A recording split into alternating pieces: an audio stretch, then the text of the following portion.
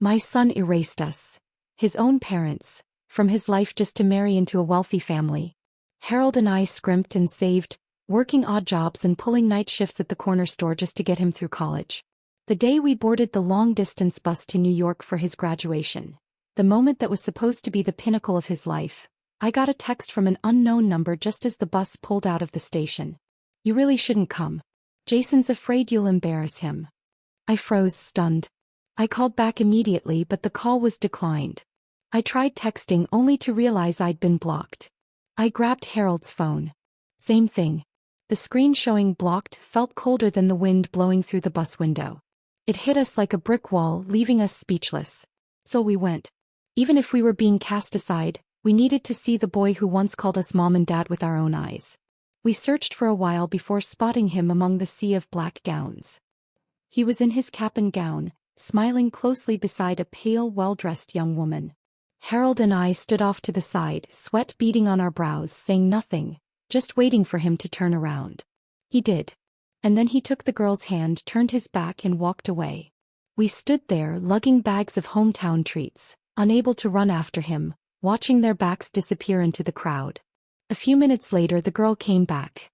She smiled sweetly, walking up to me with a cheerful tone. "Hi, Mrs. Davis. I'm Madison Carter, Jason's fiancé. He's agreed to move into my home after the wedding. He'll be part of our family now." Harold frowned. "Your family? What's that supposed to mean?" She tilted her head, speaking slowly like we were schoolchildren. "Exactly what it sounds like. He's marrying me and he'll live in my house." We stood there stunned. "You've got to be kidding. We don't agree to this." Madison gave a little laugh. "Jason already knew how you'd react. I told him to just block you both. I'm an only child. That house is going to be in my name. And any children we have, custody will be mine, obviously, unless you want your grandkids stuck in some dead-end small town like you." Jason emerged from behind a tree and wrapped an arm around her shoulders. "Madison, that's enough." Harold's eyes turned red. He grabbed Jason by the collar. "Are you serious? You're okay being someone's pet project like this?" Jason's gaze didn't waver. "I know exactly what I'm doing. If you can't accept it, don't come to the wedding.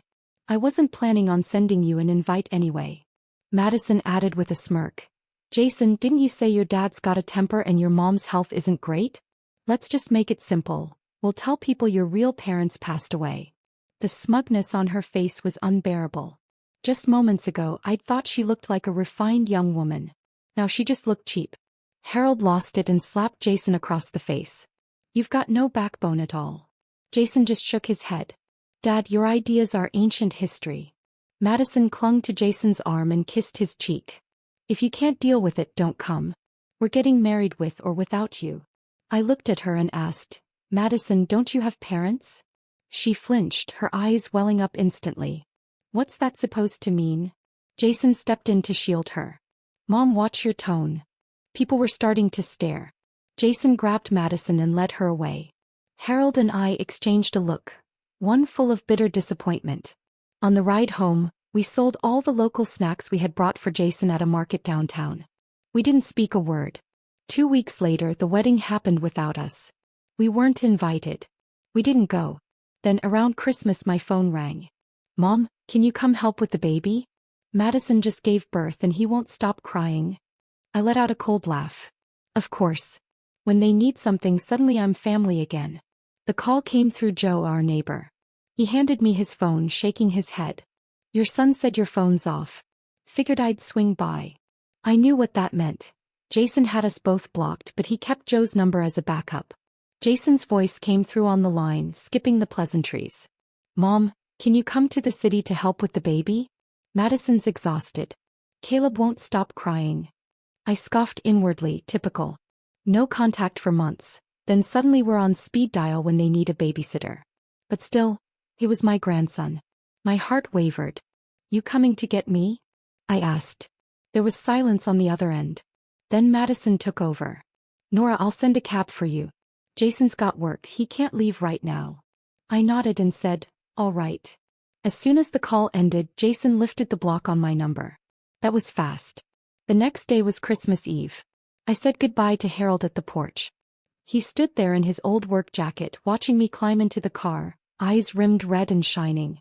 With 3 grocery bags and 1 worn-out suitcase, I spent 6 hours on a bus heading into New York City. The city hit like a tidal wave, skyscrapers looming, crowds surging in every direction.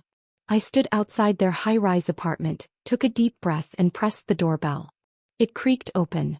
Madison stood there. She blinked, startled for a second, then gave me a smirk. "Nora, this outfit is vintage." For a second, I thought it was the old lady from downstairs who digs through recycling. I didn't respond. "Is Jason home?" I asked. "He's at work." Without another word, I started dragging my things into the apartment. The clatter of luggage hitting the floor woke the baby. A sharp, high-pitched cry rang from the bedroom. Madison rolled her eyes. "Can you be a little quieter? You woke him up." I stood still, waiting for her to come out. He didn't. Instead, she called back over her shoulder, "Nora, I'm hungry. I'd love some chicken soup. The fridge is over there." Then she disappeared into the bedroom, door slamming shut. I didn't even get a good look at my grandson, just a glimpse of soft hair and a flushed little cheek. He made the cutest gurgling sound while nursing. I opened the fridge. Neatly arranged shelves of online-ordered groceries and fancy jars, but no sign of chicken breast. I knocked gently on the bedroom door. After several seconds, it cracked open. Madison poked her head out, hair a mess, voice hoarse and annoyed. "What? There's no chicken in the fridge." She rolled her eyes again. "Then make whatever soup you can. I need something nutritious." "All right. Go back to rest." But I scoured the whole kitchen and came up empty-handed. Finally, I found a frozen vegetable mix tucked away in the freezer. I boiled a simple veggie soup and whipped up 2 side dishes. By the time everything was done, nearly 2 hours had passed. I knocked on the bedroom door again. No response. Madison didn't come out until Jason came home from work. The food had gone cold, so I reheated everything. Jason frowned the second he stepped in. "Mom, why didn't you wait for us? Reheated food never tastes the same." I stayed silent and started serving the meal. I hadn't had a drop of water all day. My lips were so dry they'd begun to crack. Madison glanced at me and asked, "Mom, aren't you drinking anything? There's a water dispenser in the kitchen." She pointed to the corner. The bottle was empty.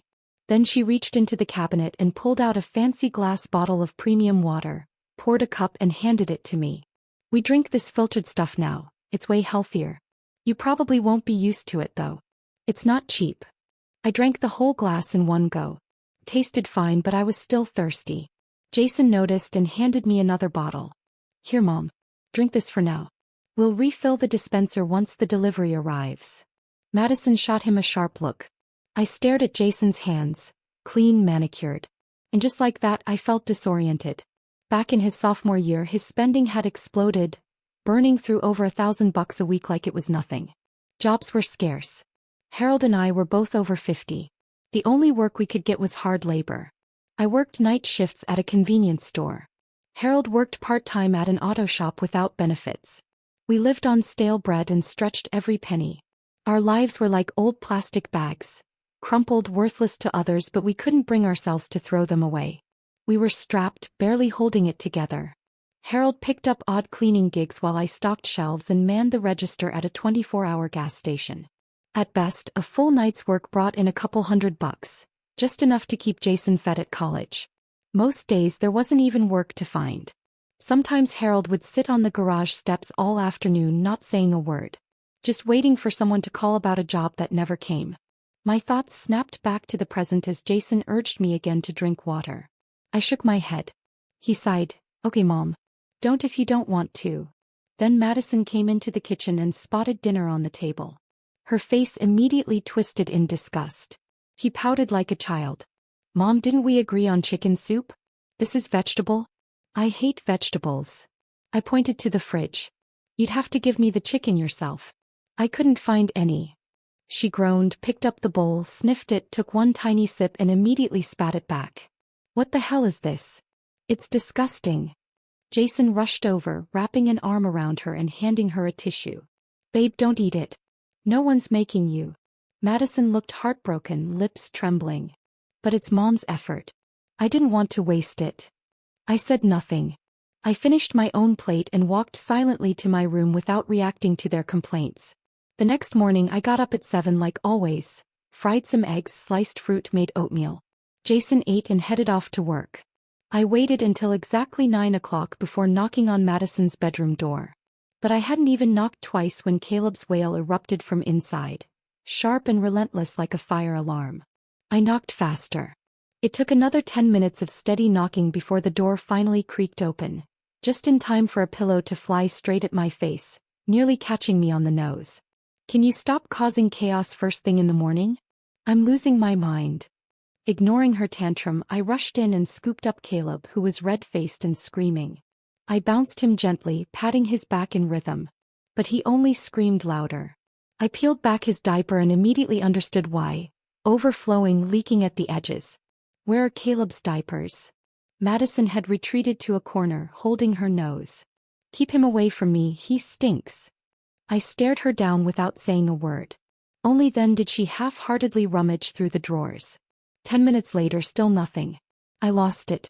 "You seriously don't know where your own baby's diapers are?" He pouted like a child.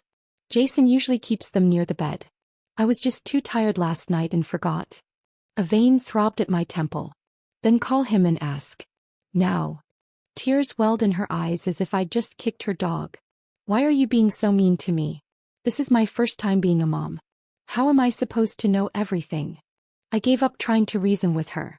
I grabbed a pack of tissues and carefully cleaned Caleb up myself. Then I held out the bulging used diaper bag to her. "Throw it out." She recoiled like I was handing her a dead animal. "Not a chance." I walked straight to the corner and tossed it in the trash myself. It was still barely 40 degrees outside and I didn't want the baby catching a chill. I didn't even wash my hands, just wiped them off with a napkin and went digging through drawers for a fresh diaper. Under the bed, neatly stacked, were 10 unopened packs. I changed Caleb, then handed him to her. "Feed him." She pinched her nose tighter. "No way. He smells. He needs a bath first." I clenched my jaw, wrapped Caleb tightly in a blanket, and carried him downstairs to the corner grocery store. Bought a can of baby formula out of pocket. I'd just finished mixing it when Madison strolled into the kitchen to grab some water. She spotted the bottle and her expression shifted instantly. She snatched it from the counter, voice dripping with disdain. "Oh my God, Nora, what brand is this?" She grabbed the formula can, hurled it to the ground, then stomped on it like she was killing a rat. "I've never even heard of this brand. Are you trying to poison Caleb?" Then she poured the entire bottle of formula down the sink, bottle and all. I shoved Caleb into her arms. "Then you feed him." She didn't budge. Just stared coldly and said, "Your grandson's hungry. Figure it out." "I'm not doing it." Caleb's screams became wild and ragged. Madison stood at her bedroom doorway, then turned and walked off without a single glance back. I held the baby, pacing the floor, trying to soothe him. I walked into the kitchen, hoping the chicken soup I made yesterday might help. But it had burned. The whole apartment reeked of scorched broth. And Madison? She was in the bathroom, applying foundation in the mirror, adjusting the lighting, carefully drawing her eyebrows, like the screaming never even happened. I snapped. Staring at her reflection, I muttered, "With all that effort, maybe check if your son's okay." She shot me a flat glance. "The soup isn't even that burnt. Don't be so dramatic." All day Caleb barely moved. I was uneasy. I touched his forehead, burning hot. I grabbed Madison's eyelash curler from the counter and dragged her into the bedroom. "Do you even realize he's burning up?" He blinked, flustered. I didn't want to wake him, so I haven't checked." I cut her off. "Call a car." "No. Unless you're the doctor here." Right then the front door opened. Jason walked in. "What's going on?" "Mom, don't yell at Madison, she's still new at this." I laughed bitterly. "Your son has a fever and a rash. Do you know how dangerous that is? He's dehydrated. And you're lecturing me about new mom stress? Shut up and start the car." At the ear, the doctor took one look at Caleb and immediately called for emergency treatment. His body was covered in rashes, temperature dangerously high. One of the nurses muttered under her breath while inserting the four. "This poor baby, no one's been watching him." We were there all night until dawn. Caleb finally stabilized. The doctor recommended he stay for observation. I sat at his bedside, clutching his tiny hand, my head resting on a plastic chair, and drifted into sleep. When I woke up, the room was empty. I grabbed my phone. A text from Jason lit the screen. "Mom, Madison can't sleep in strange places. You're experienced. We went home for the night. She'll pick you up in the morning." I stared at the message, seething. All I wanted was to storm into their apartment, grab both their heads and scream. "What on earth made you think you were ready to have a child?" Caleb was awake, his eyes glassy with tears but soft, his chubby fingers still wrapped tightly around mine. And just like that, something tender hit me square in the chest. I smiled at him. One of those unguarded, quiet smiles, the kind that feels like sunlight pooling on kitchen tiles through a window pane. A nurse came in to do her rounds. She checked his vitals and nodded. "His fever's gone down, rash too. He's good to go home today. But it's cold out, no more of those daily baths, okay?" I nodded. Baths. Madison had used that as her excuse yesterday. Bath my foot. She didn't even want to touch him. I held Caleb close, waiting by the bed until just past noon. That's when Madison finally strolled in, sunglasses pushed up into her hair, looking like she'd just wrapped up a boozy brunch in Soho. "Sorry, Nora," she said with a lazy grin. "Overslept." I didn't say a word. I walked straight past her and out of the room. We hadn't even exited the pediatric wing before Caleb started crying again. A nurse ended up mixing some borrowed formula just to calm him down. 3 months old. Crying hoarse from hunger. And it took a stranger to feed him. I nearly slapped her. Back at the apartment, the kitchen was still a disaster. Last night's dishes were still on the table. The soup had dried into black stains on the plate. Madison tried to play it off, sweeping some clutter to the side as she chuckled awkwardly. "We were so tired last night. Didn't have time to clean up." I handed Caleb over without responding and walked straight to the guest room. "You don't want to clean? Fine. Leave it there. I didn't come here to be your damn maid." 2 hours later I came out. The table looked exactly the same. Not a fork moved. Madison was on the couch, scrolling through her phone. She didn't even look up when she said, "Jason said he'll clean when he gets home. And anyway, Mom, this is our house. We live how we want." I looked at her and muttered under my breath, "Idiot." He heard it. She exploded, grabbed a fork off the table and flung it at the floor. It landed inches from my feet. I picked it up, stabbed it into the coffee table with force. "If you don't want it, I'll take care of it. But don't throw things on the floor like a child." Caleb started crying again. Madison didn't budge. "Nora, go check if he pooped or something. I don't really know how to do this." I walked over and grabbed her wrist. "Then learn. Don't play helpless with me. When I was a new mom, I had no one. My parents were gone. Harold and I figured it out night after night, exhausted and alone. I didn't have the luxury of crying on a couch waiting for someone else to take over." Who exactly was she performing this little victim routine for? She yanked her hand back, pouting, then pulled out her phone to call Jason. "Jason, your mom's bullying me. Come home." I didn't hear what he said on the other end, but Madison turned her head, slumped onto the couch, slipped on her headphones and pulled up a video on her phone like nothing had happened. Caleb was still wailing. She turned up the volume. The last time I felt this level of disgust was when they used the mortgage money we paid to buy her wedding dress. I picked up my phone and called Jason. He declined. I'd become nothing more than a walking aim. No more. I walked over, yanked out her earbuds and grabbed her phone out of her lap. "Go take care of your son." Madison jumped to her feet, shrieking. "No. If you want to take care of your grandson so badly, you do it." I slammed my hand on the table. "Isn't he your son?" She snatched a slipper from beside the couch and hurled it at me. "You mean old witch? I thought you were here to help me. This is help." I stormed over to the front door, flung it open and shouted, "Go on. Keep screaming. Let the whole damn building hear what kind of mother you are. You want me to take care of the baby? Fine. I will. You want me to cook, clean, run this place for free? Not a chance. You don't cook. You don't feed him. You haven't written me a single check. And your precious husband, my son, hasn't sent a dime to this household. Do you both think I was born to serve you?"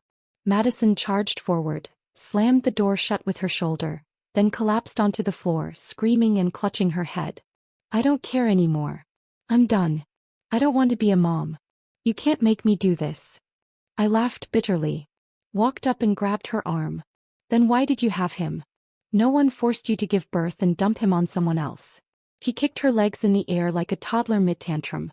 Jason takes care of him when he's home. Ask him. It's not all on me. I snapped. Jason works all day. What do you think he's doing, journaling in his pajamas? He pouted childlike. My mom used to help. But she quit. And that's when it hit me. I was the relay baton. The replacement no one asked, just handed off. I sighed and walked over to Caleb. His little face was flushed from crying, but when he saw me, he hiccuped and stretched out his arms. I gently took his chubby hand. His diaper was soaked. After I changed him, he started squirming, fussy, hungry. His tiny hands kept reaching in Madison's direction. She lay on the floor, pretending not to hear, music blasting from her earbuds. I walked over, picked up her bubblegum pink phone and smashed it. One loud crack. Pieces scattered. The chip, the wiring, everything laid bare. She shrieked and lunged at me like a bird with broken wings. I sidestepped. She missed. Crashed hard into the floor. The thud made me wince. That's when Jason walked in. Mom, why are you always coming down on Madison? She's young. Why can't you cut her some slack? And then he pushed me. Hard. So hard I nearly slammed into the kitchen counter. I caught myself, straightened up, pulled out my phone and glanced at the time. 7 p.m. Then I looked him in the eye and without a word slapped him. Once. Twice. 3 times. I don't touch other people's daughters, I said coldly. But I still have the right to teach my own son. Madison shrieked. Stop it. You can't do this. I didn't turn around. This isn't mutual combat. This is discipline. I opened the fridge, grabbed a cold bread roll and walked back to the bedroom. No dinner tonight. Whoever's hungry can figure it out themselves. At 2 a.m. I heard the door creak open. A soft little body was gently placed in my arms. I was still half asleep but instinctively pulled him close. When I woke up, Caleb was staring up at me, smiling. So sweet, so innocent. I froze for a second, stunned by how pure he looked. On the nightstand sat a handwritten note.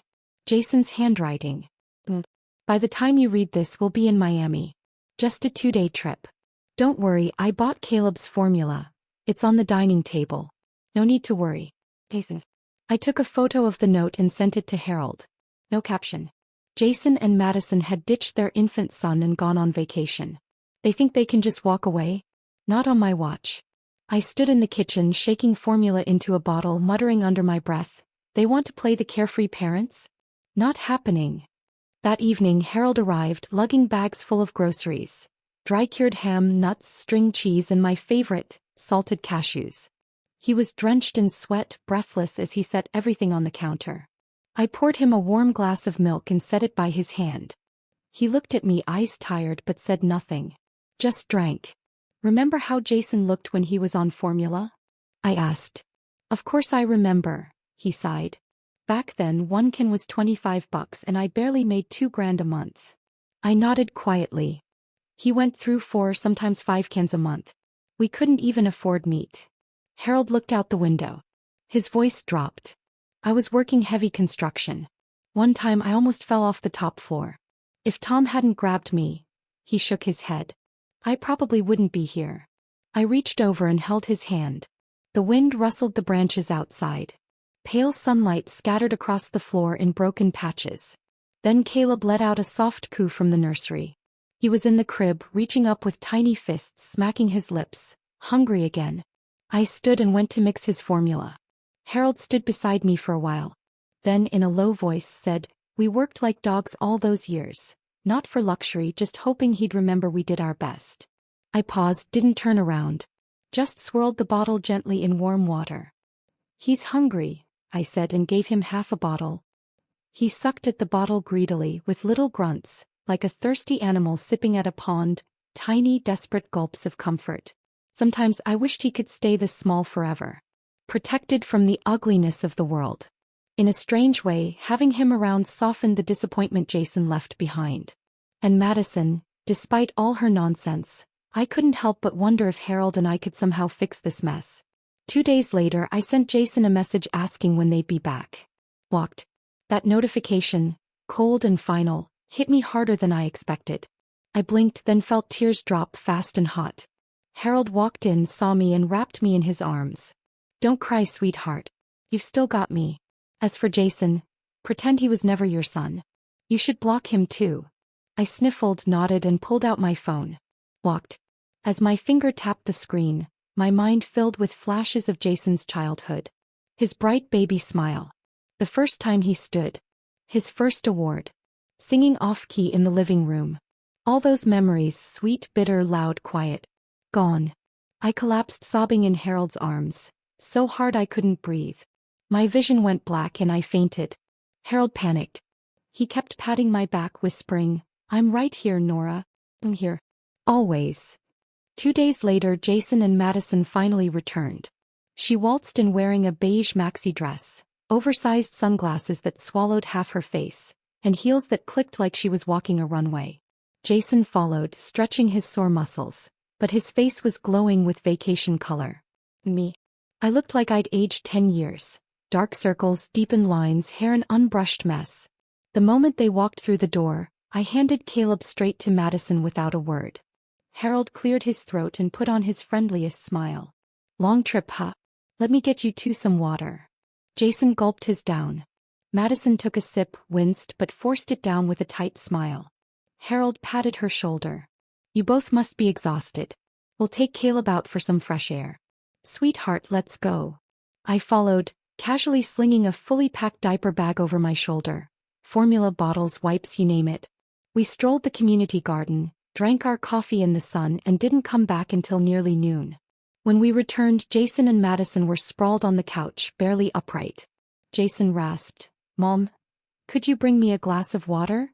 First time he'd called me Mom, that politely since college. I nodded. "Sure. Madison too, please.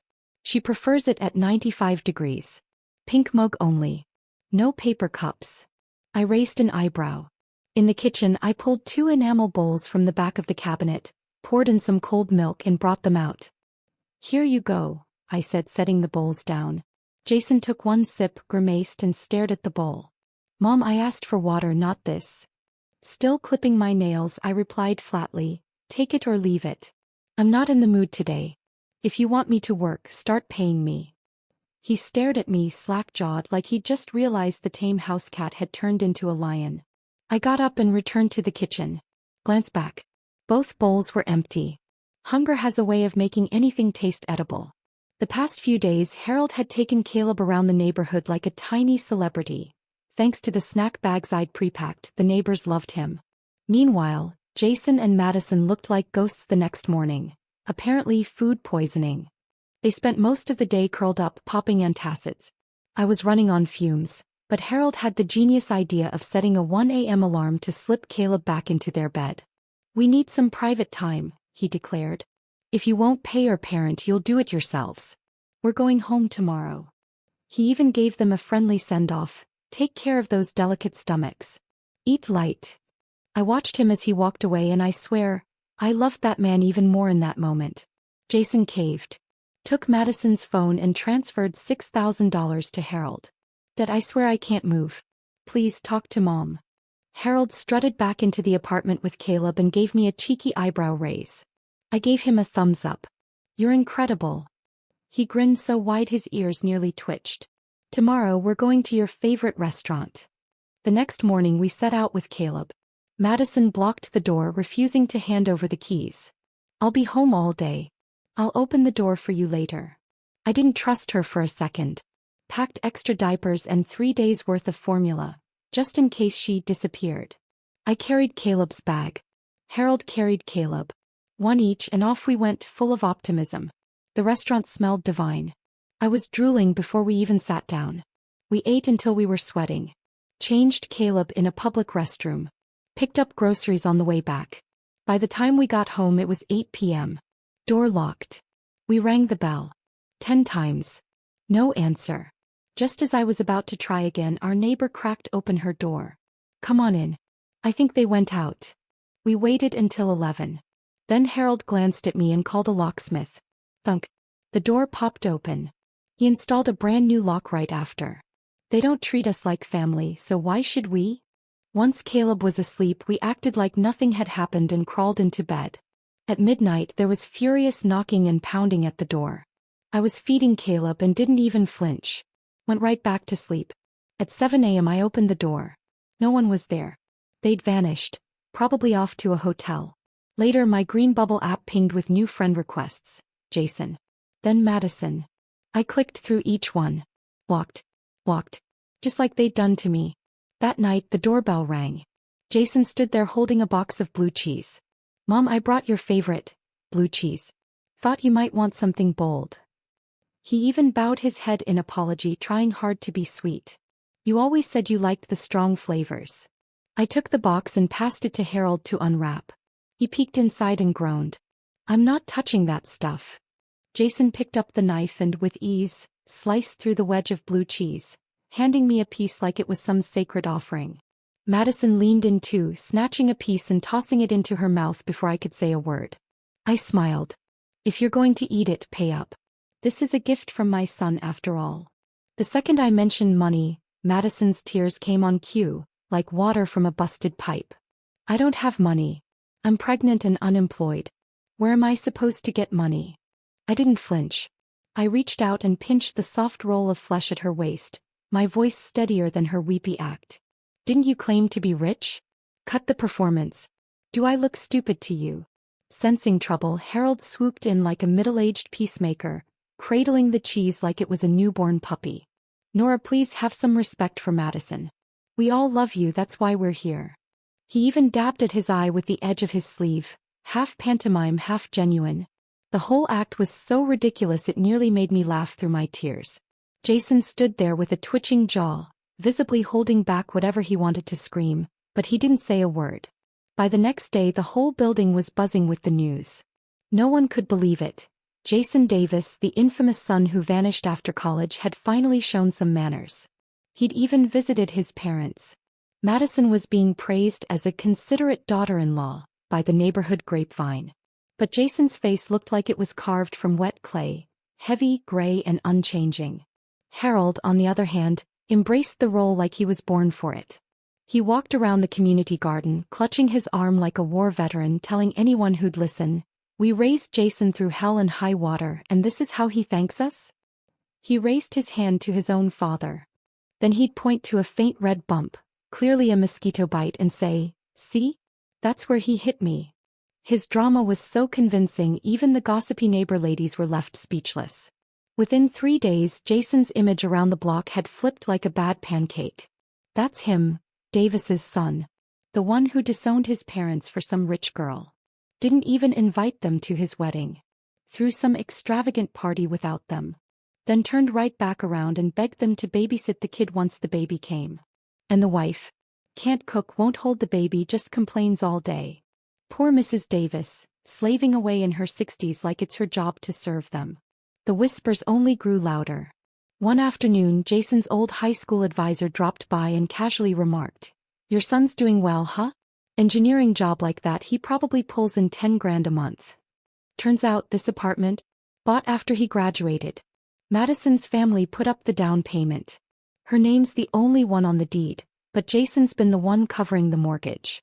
When he came begging for money from us, it wasn't out of desperation, it was just another attempt to squeeze out every last drop. It wasn't that he stopped loving us. It's that he never intended to. But then he came back. Standing at our door again. Trying, unbelievably, to patch things up. "Mom, Dad, I really did admire you both when I was a kid. It's just that. It's just that you weren't there. I grew up alone. No one to play with. I stayed away because I didn't want to get disappointed again." I raised a hand, cutting him off. My voice was like cold water poured over stone. "That's enough, Jason. Save the script. You were this close to convincing me. Your father and I, we never wanted anything but your respect. But we've learned, everything we gave you turned into resentment. You walk around with this idea that we owed you something. But the truth is you've always been too soft for the real world. And maybe that's on us, we spoiled you. Never said no. Now you realize there's nothing left to take and you're desperate. So you perform, hoping we'll come back and be your maids again." Madison opened her mouth to speak, but Harold cut her off. "Don't. Madison, honesty doesn't suit you. Jason tried to move, but I stopped him with a firm hand. I wasn't finished. Tell me I'm wrong, I said, smiling coldly. Go ahead, Jason. He looked at me with glassy eyes and nodded. I turned to Madison. As for you, I know my son. He might be a fool, but he's not this heartless. So tell me, what line did you feed him? Before I could finish, Madison cracked. Fine. Yes, it was me. I told him to block you. I told him to change the contract. I told him it would be embarrassing if you showed up at the wedding. And you know what? I was right. You're not fit to be Jason's parents. She broke down, tears and snot, screaming as if the truth burned on the way out. I stood from the couch, brushed off my pants and nodded. Well, now that we've cleared the air, there's nothing left to expect from you. Thanks for your honesty, Madison. Everything had played out exactly as I'd suspected. And yet, strangely, I didn't even feel angry anymore. Just done. Harold and I had already made our decision. Come March, we'd return to our hometown. Just 2.5 months more and we'd be free of this cursed trap. The city's noise, the empty pleasantries, the cold indifference of our own children. I'd had enough. That night, Harold launched Operation Exit Plan. Full military-grade intensity. He taught Madison how to change diapers, though every time the smell hit, she'd scream like she was being tortured. He taught her how to bathe the baby, but her clumsy hands fumbled through every step. So Harold went out and bought a plastic baby doll and made her bathe it 10 times a day. If she didn't do it right, she had to start over. If she messed up the formula ratio, she had to drink the whole thing herself. After all, she mixed it, no point wasting. As for me, I handled the kitchen. 3 hot meals a day, never late, never skipped. We became like 2 boot camp instructors, committed to passing down every last bit of knowledge before our deadline. Jason moped around the house like a wilted plant, smiling awkwardly while clenching his jaw in the corners. He'd still flare up whenever Madison made one of her sweet but sour remarks. But after enough lectures from us, he finally started learning to shut up. 2.5 months later, on a sun-drenched afternoon when even the curtains refused to close, Harold and I pulled Jason into the room. We were direct. He and Madison were finally capable of handling the baby. We were leaving. A week later, we mailed him notarized legal documents. Termination of parental rights and revocation of inheritance notice. Jason made his choice the moment he cast us aside. And that was when we understood, he was never someone worth waiting for. Letting go is sometimes the kindest form of love. A few days after we moved back home, Harold's old army buddy died of a sudden heart attack, left behind an 8-year-old daughter named Lily. Her mother, already planning to remarry, wanted nothing to do with her. So we took her in. Our first impression of Lily, thin, small, brittle hair. But her eyes, brighter than any gemstone on earth. On her first day with us, she knelt solemnly at the doorstep and said, "Thank you, Mama Nora. Thank you, Papa Harold." I scooped her into my arms immediately. Took her out for new clothes, new shoes, and a neat haircut from the town barber. I taught her what it means to be brave. And more importantly, what it means to be respected. When she got to high school and earned her first scholarship check, she bought a small cream cake, then tucked the remaining cash into an envelope and handed it to me. She said, "Mom, you gave me a second life. I'll never let you down." I nodded through tears. "Good girl. I'm proud of you." For college, she got into the top public university in the state, only a 30-minute drive from home. The night her acceptance letter arrived, Harold got drunk and kept saying over and over, "My daughter's amazing. Absolutely amazing." That night, watching him, I saw a glimpse of who we used to be 15 years ago. We don't talk about Jason anymore. Last we heard, things weren't going well. Caleb was acting up at school. Jason would scold him once, Madison would cry 3 times. Their home was chaos, so much so that Jason started staying late at work just to avoid going home. Now they're apparently headed for divorce. Word is, Jason had an affair and fathered another child. But he doesn't even like the baby, and the whole mess has turned into a disaster. All I can say is this. It's not that I failed to teach him how to love. It's that he was never fit to learn. But Lily? He's wonderful. She wasn't born from my body, but she let us into her heart.